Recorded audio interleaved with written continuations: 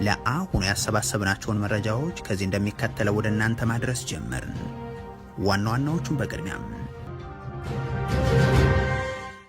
በኢትዮጵያና የተባበሩት አረብ ኤሚሬቶች ትብብር የተፈጸመው ጥቃት ማስረጃ ለተባበሩት መንግስታት የጸጥታው ምክር ቤት አቀርባለሁ ስትል ሱዳን ገለጸች። ይህ በእንዲህ እንዳለ የሱዳኑ አማጺ ኃይል ጀነራል ሐሚቲ በኢትዮጵያ ውስጥ የሕክምናና የሎጂስቲክስ ማዕከል መክፈቱ ተነግሯል። ዝርዝሩ ተዘጋጅቷል።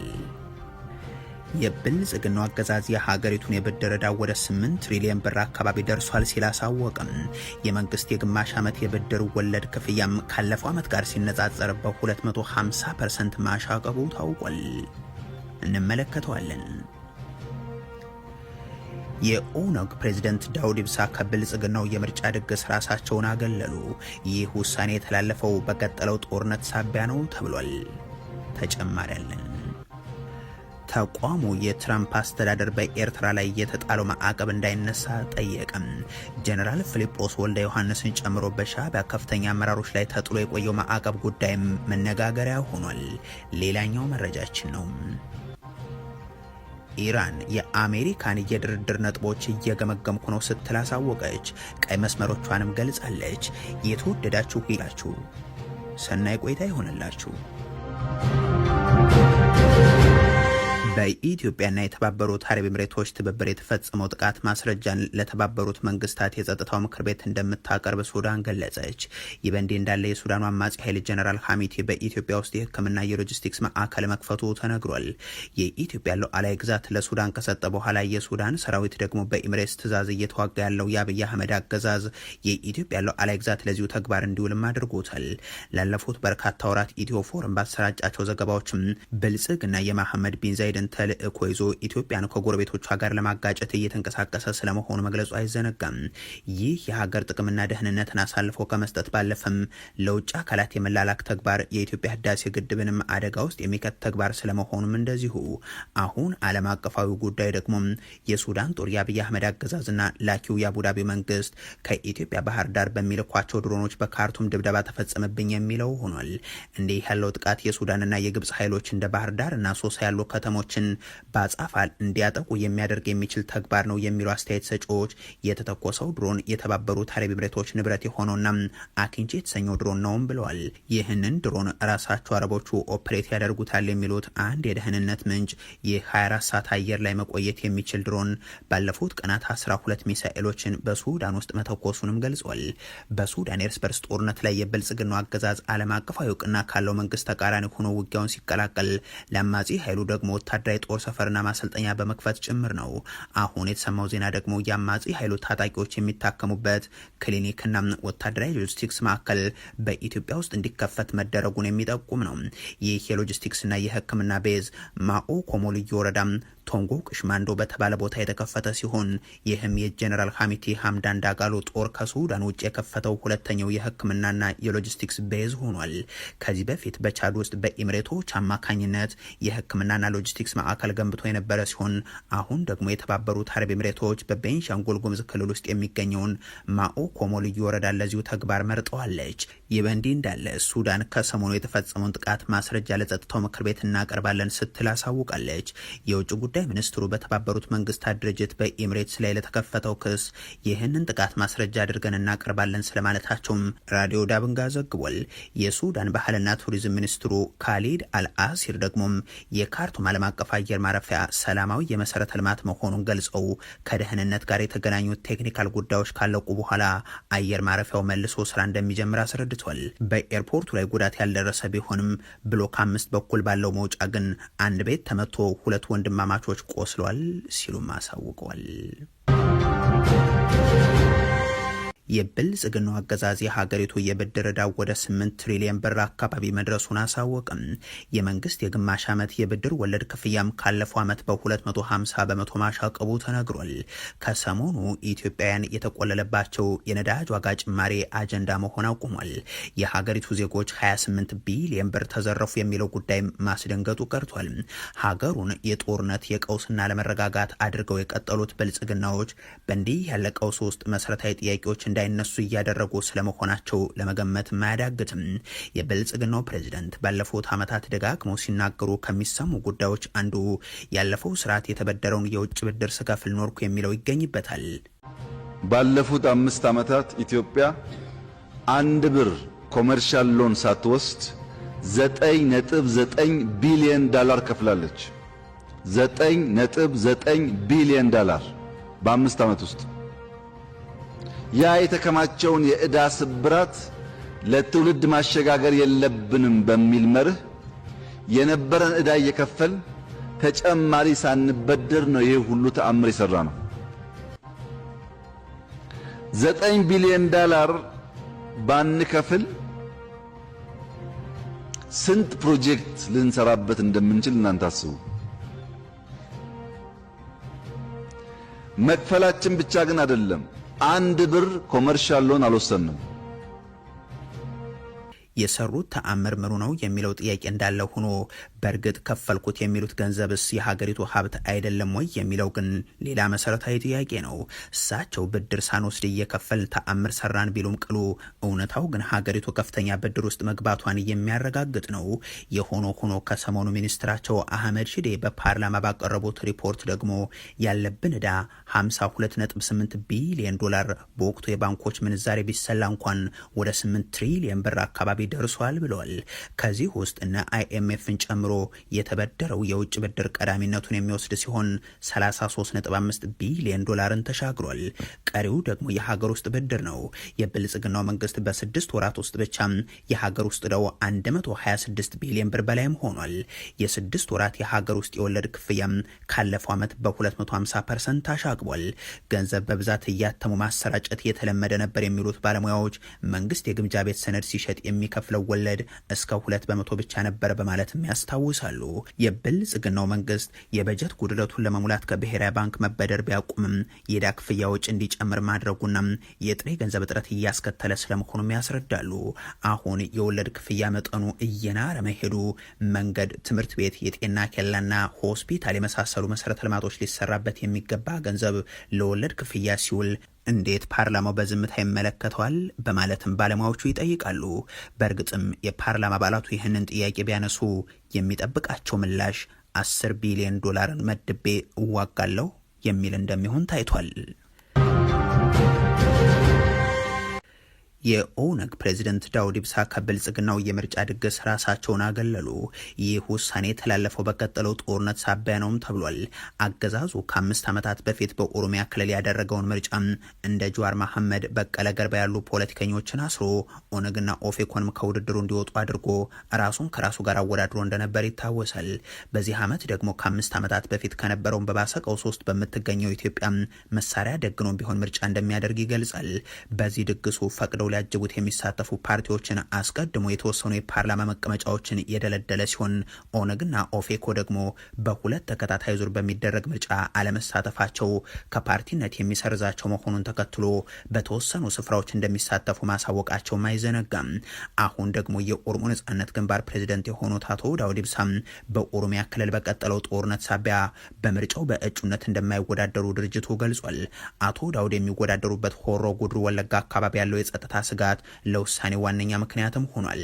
ኦነግ ባለፈው ምርጫ ወቅት ከፖለቲካው ተገፍቻለሁ፣ እንደዚሁም አባላቶች ታስሯል፣ ቢሮዎች ተዘግተዋል በሚል ሳይሳተፍ መቅረቱ የሚዘነጋ አይሆንም።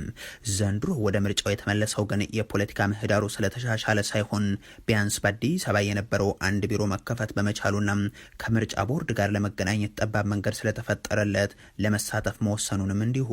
በአሁኑ ወቅት ድርጅቱ ምክትል ፕሬዚደንት የሌለው ሲሆን ሌሎች የተወሰኑ አመራሮችን በተለያዩ ምክንያቶች በእጩነት አልቀረቡም። ኦነግ 230 ቢሮዎቹ ተዘግተውበት በአሁኑ ወቅት ክፍት የሆነው የአዲስ አበባ ቢሮውን ብቻ ነው።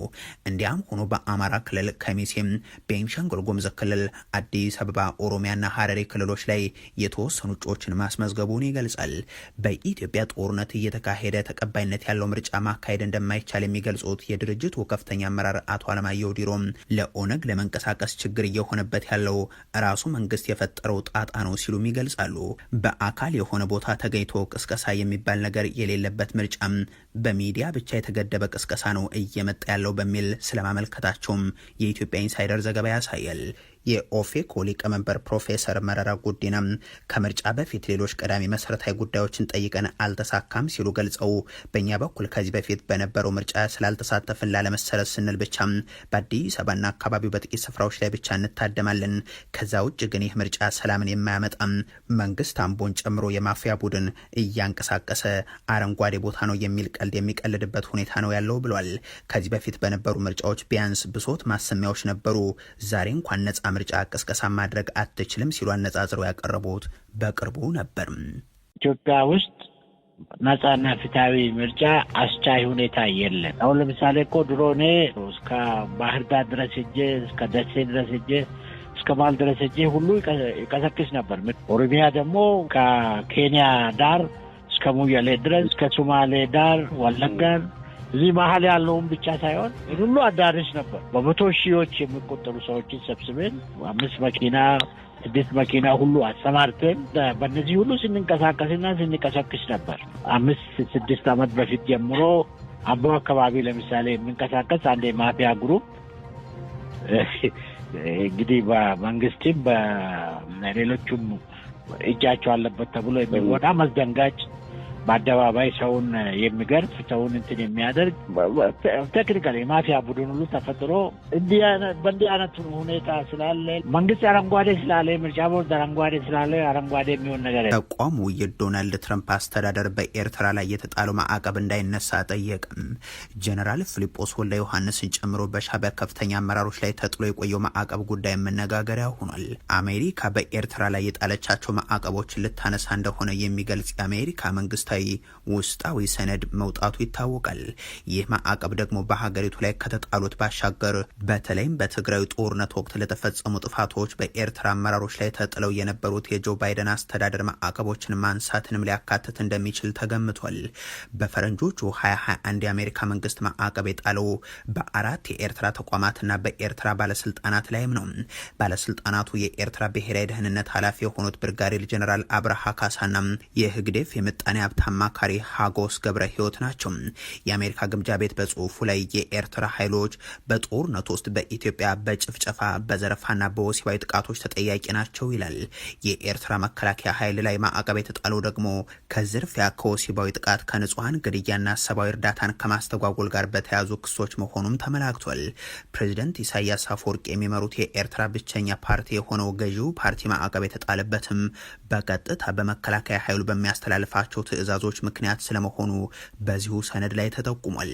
አክሎም የኤርትራ ጦር ኤታማዦር ሹም ጀነራል ፊሊጶስ ወልደ ዮሐንስ የጅምላ ግድያ፣ ዘረፋና ወሲባዊ ጥቃቶችን ጨምሮ ከሰብአዊ መብት ጥሰቶች ጋር በተያያዘ ማዕቀብ እንደተጣለባቸው አሳውቋል። ጀነራል ፊሊጶስ በአሜሪካ ውስጥ ባላቸው ንብረትና ገንዘብ ላይ እንደዚሁም ሌሎች ጥቅማጥቅሞች ላይ ማዕቀብ መጣሉም ይታወሳል። አሁን ማዕቀቡ ይነሳል መባሉን ተከትሎ ከተሰጡ ምላሾች መካከል ሂውማን ራይትስ ዎች ያወጣው ይገኝበታል። የዓለም አቀፉ የሰብአዊ መብት ተሟጋቹ ተቋም ሂውማን ራይትስ ዎች የአፍሪካ ቀንድ ዳይሬክተር የሆኑት ለታሺያ ባደር ካለፈው ወር ጀምሮ የአሜሪካ መንግስት ከኤርትራ መንግስት ጋር ያለውን ግንኙነት ለመመለስ እያሰበ ስለመሆኑ ጠቁመው ይህ ከሆነ ደግሞ የኤርትራ መንግስትና ወታደራዊ ኃይል በጎረቤት ሀገር ኢትዮጵያ ትግራይ ክልል ውስጥ በፈጸመው ከባድ የመብት ጥሰት የተጣለበትን ማዕቀብ ማንሳትን ሊያካትት እንደሚችል አስረድተዋል። ዳይሬክተሯም በኤርትራም ሆነ በኢትዮጵያ ትግራይ ክልል ውስጥ ለተፈጸሙ ለነዚህ ከባድ የመብት ጥሰቶች ተጠያቂነት በሌለበት ይህንን ማዕቀብ ማንሳት ወደፊት ለሚፈጸሙ ጥሰቶች እንዲቀጥሉ የሚያመቻች ነው ሲሉ ገልጿል። እንዲህ አይነት እርምጃ ለመውሰድ ያሰበችው አሜሪካ ብቻ ሳትሆን የአውሮፓ ህብረትና ካናዳ ጭምር ከስደትና ከልማት ጋር በተገናኘ ግንኙነታቸውን ለማደስ እየገመገሙ መሆኑን የጠቀሱት ዳይሬክተሯ ዲፕሎማሲ ለ10 ዓመታት የዘለቀውን የሰብአዊ መብት ጥሰትን ችላ ካለም ተጨማሪ ጥሰቶችን እንደሚያስከትልም ገልጿል። ለታሺያ ባደር ኢሳያስ አፈወርቂ በዓለም ላይ ካሉ ጨቋይ መሪዎች አንዱ መሆናቸውን አስታውሰው የግዳጅ ወታደራዊ ምልመላ ፖሊሲያቸውን እንደቀጠሉበት ስለመሆኑ የጉልበት ብዝበዛን እንደሚያከናውኑና ሸሽተው ከሀገር የሚወጡ ዜጎች ቤተሰቦች እንደሚቀጡ አስረድቷል። እንዲሁም በመንግስት ላይ ትችትን የሚያቀርቡ የሃይማኖት መሪዎችና ጋዜጠኞችን ያለምንም የፍርድ ቤት ሂደት ለዓመታት ያክል ማሰራቸውን የጠቀሱ ሲሆን የኤርትራ መንግስት ከዚህ በፊት ለፈጽማቸውና አሁንም እየፈጽማቸው ላሉ የሰብአዊ መብት ጥሰቶች ተጠያቂነት እስካልሰፈነ ድረስ አሜሪካ የጣለችውን ማዕቀብ ማንሳት የለባትም በማለትም አስጠንቅቀዋል። ኢራን ጦርነቱን ለመቋጨት በአሜሪካ የቀረበውን እቅድ እየገመገመች ስለመሆኑ ይፋ አደረገች። ሀገሪቱ ቀይ መስመሮቿን ማሳወቃለች። ዋሽንግተንና ቴህራን ስምምነት ላይ ሊደርሱ እንደሚችሉ የሚጠቁሙ ዘገባዎች መውጣታቸውን ተከትሎ ኢራን በአሜሪካ በኩል የቀረበውን የድርድር እቅድ አሁንም እየታሰበበት ነው ብላለች። አሜሪካ 14 ነጥቦችን የያዘ የመግባቢያ ስምምነት ከኢራን ጋር ሊፈረም ይችላል የሚል እምነት እንዳላት ገልጻ ነበር። አንድ ከፍተኛ የኢራን ፓርላማ አባል ጉዳዩን ምኞት ሲሉ አጣጥለው የነበረ ቢሆንም የውጭ ጉዳይ ሚኒስትሩ ቃል አቀባይ ግን ቴሄራን በአሜሪካ ስምምነት እቅድ ላይ ያላትን አቋም ለፓኪስታን አደራዳሪዎች እንደምታሳውቅ ተናግሯል። የአሜሪካ የስምምነት ነጥብና እቅድ አሁንም በኢራን በኩል እየተገመገመ ነው፣ እንደተጠናቀቀ ደግሞ ለፓኪስታን ወገናችን እናሳውቃለን ሲሉም ነው ለመገናኛ ብዙሃን የገለጹት። የፓኪስታን የውጭ ጉዳይ ሚኒስትር በበኩላቸው ሀገራቸው ይህንን የተኩስ አቁም ወደ ዘላቂ የጦርነት ማቆሚያ ለመቀየር እየጣረች ስለመሆኑ ገልጿል። ፕሬዚደንት ዶናልድ ትራምፕ አሜሪካ ባለፉት 24 ሰዓታት ውስጥ ከኢራን ጋር እጅግ ጥሩ ንግግር አድርጋለች ሲሉ ስምምነት ላይ ሊደረስ እንደሚችል ጠቁሟል። የአሜሪካ የመገናኛ ብዙሃን የሆነው አክሲዮስ ዘገባ እንደሚያመላክተው ከሆነም ባለአንድ ገጹ የመግባቢያ ስምምነት በዝርዝር ለሚካሄድ የኒውክሌር ድርድር በማዕቀፍነት የሚያገለግሉ 14 ነጥቦችን ይዟል። ከስምምነት ነጥቦቹ መካከል ኢራን የኒውክሌር የማበልጸግ ተግባሯን እንድታቆም ስለማድረግ፣ ማዕቀቦችን ስለማንሳትና በሆርሙዝ ወሽመጥ በኩል የሚደረግ ነጻ ጉዞን መመለስ የሚሉትም ተካቷል። አሁን የአሜሪካን እቅድ እየገመገመች እንደሆነ የምትገልጸው ኢራን ግን ቀይ መስመሮችን አስቀምጣለች። በዋናነት ደግሞ የኒውክሌር ማበልጸግ ፕሮግራሟ ፈጽሞ ለድርድር የማይቀርብ ስለመሆኑ ታሳውቃለች። በድርድሩ ላይ ዋነኛ አከራካሪ ነጥብ የሆነው በከፍተኛ ደረጃ በልጽጓል የሚባልለት የዩራኒየም ክምችቷም ጉዳይ ነው። ይሁን እንጂ ኢራን ይህንን ክምችት ከሀገሯ ውጭ አሳልፋ ለመስጠት እንደማትስማማ ከዚህ በፊትም ጠንካራ አቋሟን አሳውቃ ነበር። ሁለተኛው የኢራን ቀይ መስመር ደግሞ የሀገሪቱ ሉዓላዊነትና በቀጠናው ያላትን ወታደራዊ አቋም የሚመለከት ሲሆን በሆርሙዝ የባህር ወሽመጥ ላይ ያላት የሉዓላዊነት ቁጥጥር በድርድሩ ላይ ወሳኝ ነጥብ ሆኖም ቀጥሏል።